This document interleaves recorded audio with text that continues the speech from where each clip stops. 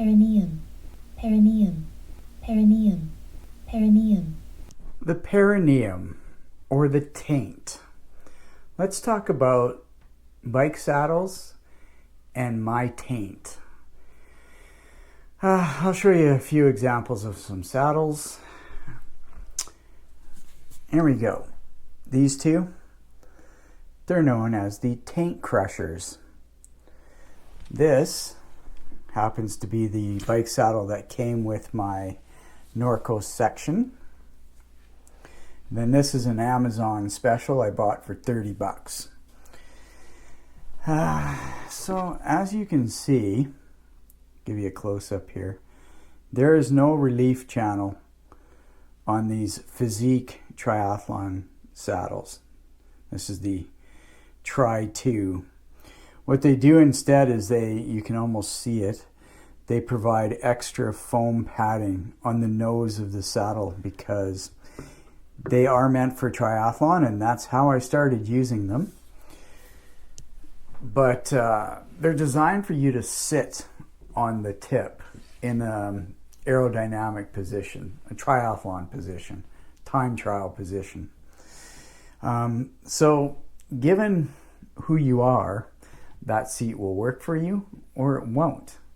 Now, it worked for me for several years during triathlon, but recently I've stopped doing triathlon and I ride gravel and road, and I dare say I'm not in the aggressive position anymore. So what started happening in July 2020, the year COVID ripped through the planet, I started having some very bad side effects, shall we say, from riding a saddle without a channel or a cutout.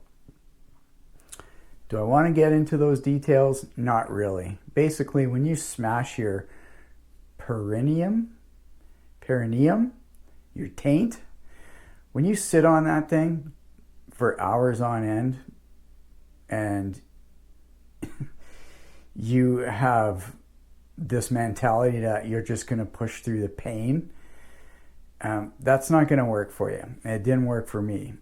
So I had to change things up really fast because, like I said, I started having some not cool problems downstairs. So what did I do? Well, I had only one other choice at the moment, and at the time that was to use this saddle that came with the Norco. Now, it did have this relief cutout, as you can see, so that took care of the health problems I was having, but it wasn't comfortable. So I kept using it because that's cycling, you power through the pain, which is ridiculous. So I kept using it, but in the meantime I went and bought this Amazon special with the cutout, and as you can see, it's a little wider than the Norco saddle. And I thought, well, this is going to be perfect. But the only issue, well, it's not the only issue, but as you can see, it's a short saddle compared to all these other ones. So the ability to move around and find that comfort zone, that didn't exist with this bad boy. So I had pain again, but I had relief on the gooch, on the taint. So what did I do? Well, once again, I went back to the Norco saddle and powered through it. I decided, well, you can't live life like this anymore. I know that sounds dramatic, but the pain of riding for an hour, it should never be that painful. And there's a lot of contributing factors to that. This isn't a video about bike fit and handlebar reach and saddle position, so to speak, or cleat position. This is just basically a video about why it happened to me and what I did to change it. So that was in January. So I started researching saddles and looking for the most versatile saddle on the market. that didn't cost an arm and a leg. And if you if you can believe it or not, there are saddles that cost $400. Now, you may think, well, if they solve all your sort of comfort problems and taint smashing problems, isn't that worth it? Yes and no, because most saddles come in three, categories. There's the comp, the elites, and the pros. And the difference really between all those models is the material of the rails that are used. And that's a rail. Here you can see this one has a fancy rail.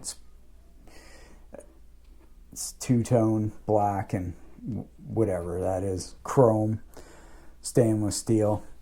So basically when they change the rail composition materials, some are carbon fiber, some are titanium, the price goes up big time. So I did find a saddle that is working for me so far, and I bought it used and it was $80.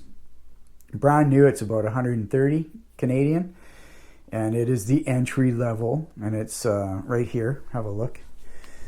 This is the Bontrager Verse, and it's the comp. I'm not sure if you can see it. I'll throw a bunch of photos up right now. High res photos, people, high res. So you can see it's not used. It's brand new, and so far it's been absolutely fantastic. So this saddle is marketed as an all-rounder saddle, a do-everything saddle. It's good for mountain biking, gravel biking, road biking. It does weigh a little bit more than your elite road bike saddle for those weight weenies out there. But comfort-wise, so far it's pretty damn good. I'll say that much. So $80 well spent. One of the nice things about this saddle that all the models do, the comp, the verse, and the comp, the elite, and the pro, the rails are really long. And I'll just pull over this. See if I can give you a comparison. You see the length difference. The longer this rail, the more opportunity you have to move it fore and aft and find that perfect comfort spot. So that was a seller for me, as well as this deep and long cutout and relief channel. Also on the edges here, they use a lot of foam. Now, yeah, I know you ride with padded bike shorts, but sometimes it's not enough. You do have to have a decent amount of padding in your saddle. So that's the difference between this saddle with the cutout and the Amazon Special. This thing, that's hard as a rail. I mean, you're sliding your nuts in between two rails, basically. Can I say nuts? I did say nuts. So, not comfortable. And that was one of the problems with this saddle. By the way, this saddle on Amazon is a huge seller. And if you think you can make this work for you and your taint, this is the model it is. It's the EC90. It's about $30. And if you look on Specialized website, they have a saddle that's identical to this. They charge 200 and some US. And I believe this is a direct knockoff of that saddle.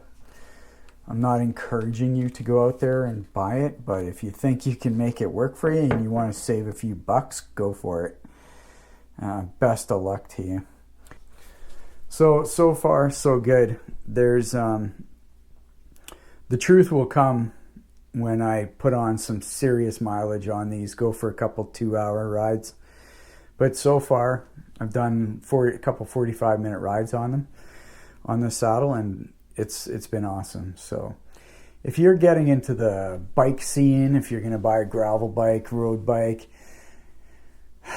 don't stick with the saddle that comes with your bike, okay? If you're finding discomfort in the taint area, if you're finding just discomfort in your sit bones, don't be afraid to switch up saddles. And don't go out there and buy a $200 saddle. Look for it used. You don't need to throw away your money.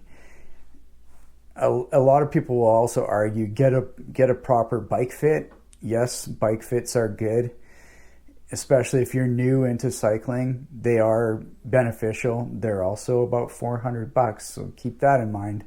And they'll probably try and convince you to buy a $300 saddle, so just be warned. But the saddle height is going to have a lot to do with your comfort on the bike.